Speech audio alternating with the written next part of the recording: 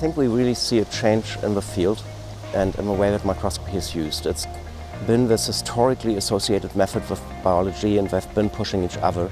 But we're at this point where, if you think as an analog, maybe in art, where you at the end of the Impressionists, you go into pointillism.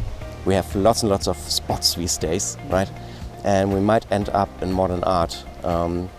But in this transition, the nature of what an image is changing. It's changing from its documentary value, from its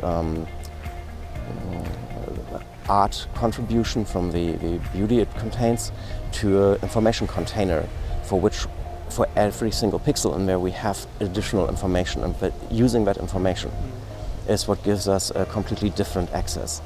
But it's a way that many of our colleagues that will profit most from it do not think about it. And when I say colleagues, it's not that Markus Sauer or Jörg Enderlein or all the other people here wouldn't know. They do many of these things intuitively.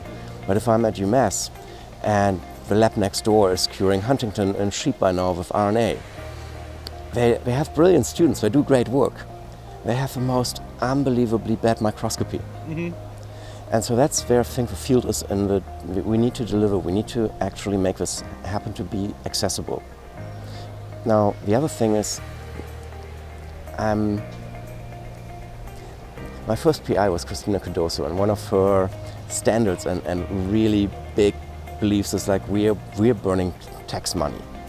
And that's what science does. So in our relation to society, we have an obligation to give the best value for what we do.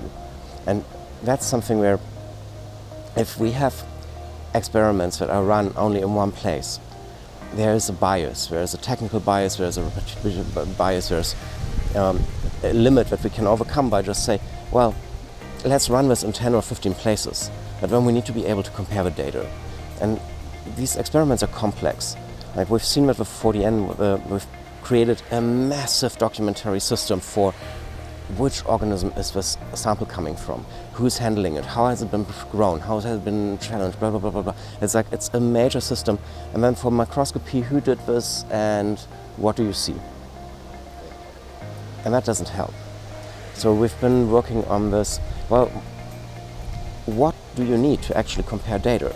Why in this whole complex workflow of preparing samples, making dyes, and so on and so forth, why is it that you talk with your colleagues and I say, my biggest source of non-repeatability of chance is the microscope?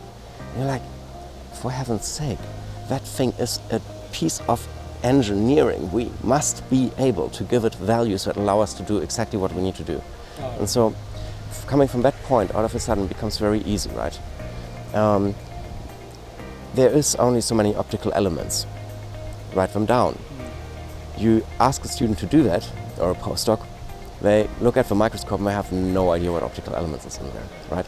So make tools, software tools that make it easy.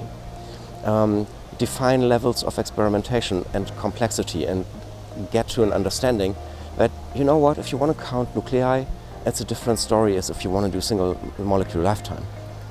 There should be different reporting requirements so that it's reasonable for the application. Oh. Yeah?